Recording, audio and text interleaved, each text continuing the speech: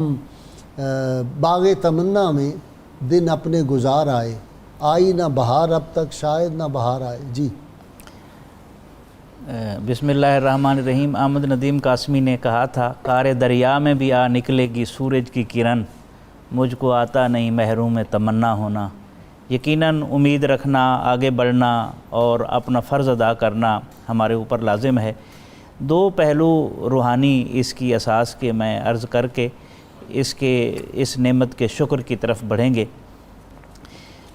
حضرت خواجہ قمر الدین سیالوی رحمۃ اللہ علیہ جس وقت تحریک پاکستان پورے زوروں پر تھی تو آپ پر بہت دباؤ ڈالا گیا، اور اس وقت ٹیوانہ وزارت جو ہے وہ بڑی طاقتور قسم کی وزارت تھی اور کوئی اس کے سامنے ٹھہر نہیں سکتا تھا۔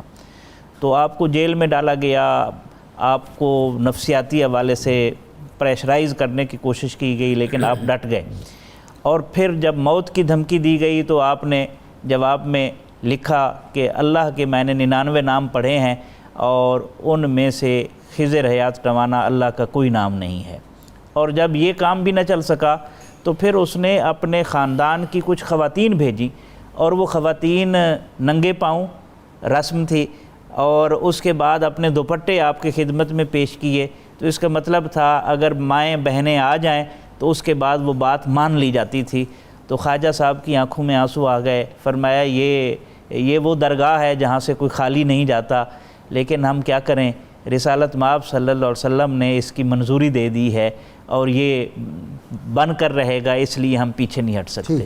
دوسری اس کی جو بات ہے وہ خواجہ غلام نصیر الدین، نہیں آپ تقاضوں پہ آ جائیں، جی تقاضوں پر آ جاتے ہیں۔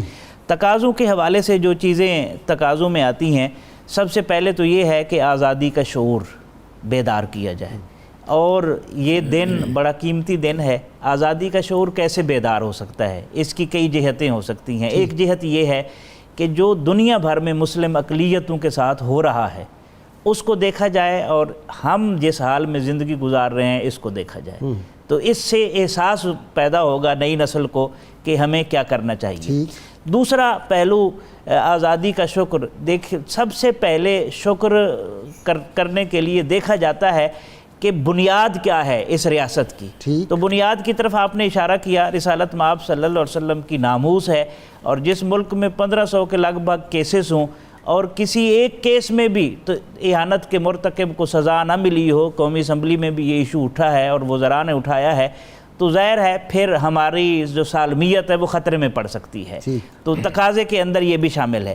اسی طرح دوسرا پہلو جو ہے تقاضوں کے اندر یہ ہے کہ ہمیں پاکستان کی جو معاشی خوشحالی ہے اس کی طرف توجہ دینی چاہیے۔ وہ کیسے ہوگی؟ فی کس آمدنی جب اکٹھی ہوتی ہے تو وہ قومی آمدنی بنتی ہے۔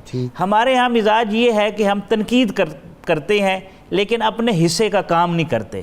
جو اپنے حصے کا کام کرے وہ اسے تنقید کی اجازت ہونی چاہیے، وہ تنقید مثبت ہوگی، ورنہ یہاں بیٹھ کر ہم محلات کھڑے کرتے ہیں، فکر کے عمارتیں کھڑی کرتے ہیں، اور جب اٹھتے ہیں تو ظاہر ہے وہ خیالی ہوتی ہیں اور کچھ بھی نہیں ہوتا۔ اسی طرح مطالبہ پاکستان کے حقیقی مقاصد سے آگاہی یہ بھی پیش نظر رہنی چاہیے۔ کیوں کیا تھا؟ یہ کوئی زمین کا ٹکڑا تو نہیں تھا۔ قائد اعظم نے کہا تھا ہمارا ایک نظام ہے، ایک سسٹم ہے، رسالت مآب صلی اللہ علیہ وسلم نے جو دیا ہے، جو قرآن نے دیا ہے، اس کے مطابق ہم بنائیں گے۔ یہ تجربہ گاہ ہوگی، لیبارٹری ہوگی، جس کے اندر اس ریاست مدینہ کے اصولوں، اس نظام کو ہم بنا کے دکھائیں گے، نافذ کر کے دکھائیں گے۔ جی حضرت صاحب خوب نافذ ہوا ہے جی، ماشاءاللہ۔ بسم اللہ الرحمن الرحیم۔ پہلے تو دیکھنا یہ ہے کہ ہم آج انڈیپینڈنس ڈے جو ہے سیلیبریٹ کر رہے ہیں، یوم آزادی، اس کو منا رہے ہیں۔ کیوں؟ یہ اطاعت حکم الہی ہے۔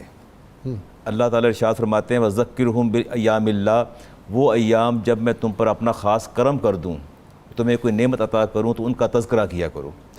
ہم اللہ تعالیٰ کی اس نعمت کا تذکرہ کرنے کے لیے آج یہاں موجود ہیں، اور اس کے تقاضوں کے شکر ادا کرنے کے لیے۔ ویسے ہم نے اللہ تعالیٰ نے عطا کیا، اس کا شکر ہے، آدھا تو ہم نے شکر جو تھا وہ اتار دیا، اس کا یوسف جواب دے گا، باقی آدھا جو ہے اس کے ہمدر پہ ہے۔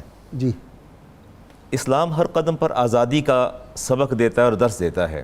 اگر اسلامی تعلیمات آپ دیکھیں تو روزے کے کفارے میں بھی غلام کی آزادی ہے، زہار کے کفارے میں بھی غلام کی آزادی ہے، قسم کے کفارے میں بھی غلام کی آزادی ہے۔ اسلام آزادی کی بات کرتا ہے اور غلامی سے نجات دینے کی بات کرتا ہے. یہ بات ہمارے پیش نظر رہنی چاہیے.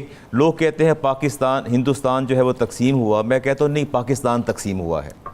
اس کی بنیادی پاکستان تقسیم ہوا، ہندوستان تقسیم نہیں ہوا، وہ بھی پاکستان ہی ہے.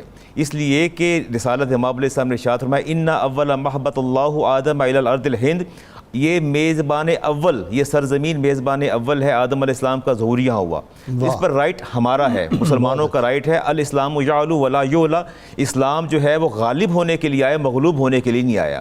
اس کے مشرق سے مغرب، شمال سے جنوب تک اسلام ہی اسلام ہے. اور انشاءاللہ یہ دین جو ہے ہر جگہ ہمیں نظر آئے گا. آپ ارشاد فرما رہے تھے کہ ریاست مدینہ کا عکس جمیل ہے پاکستان. اس میں کوئی شک نہیں ہے، اس میں کوئی دوسری رائے نہیں.